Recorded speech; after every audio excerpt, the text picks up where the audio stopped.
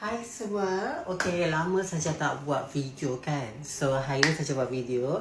This is my new place. Tak besar mana pun, tapi studio apartment.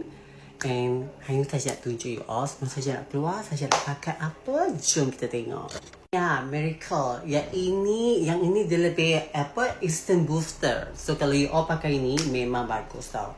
So, saja sebelum letak, saja akan letak kat sini. Saja akan letak kat sini. Untuk nampak cerah dan cantik. Gitu.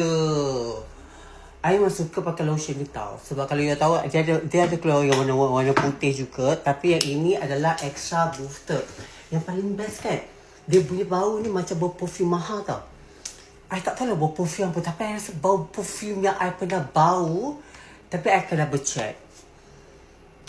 Memang sedap. Sebab tu lah I suka pakai. I dah pakai benda ni dah lama dah. Tapi benda ni makin hari makin I jatuh cinta. So kalau you all yang nak cepat-cepat dapatkan, you all boleh pergi kat TikTok atau apa pula I hari ni.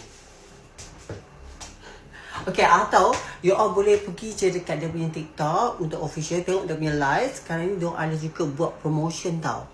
So beli banyak dapat harga murah. Beli satu dapat harga swakenai. Apa kata baru nak kenal-kenal gitu.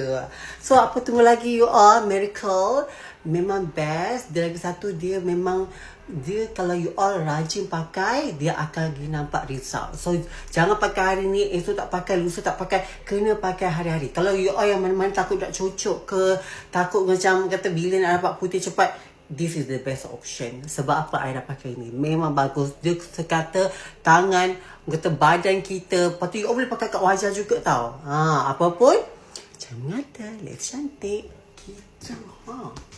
Cantik nampak. Bye.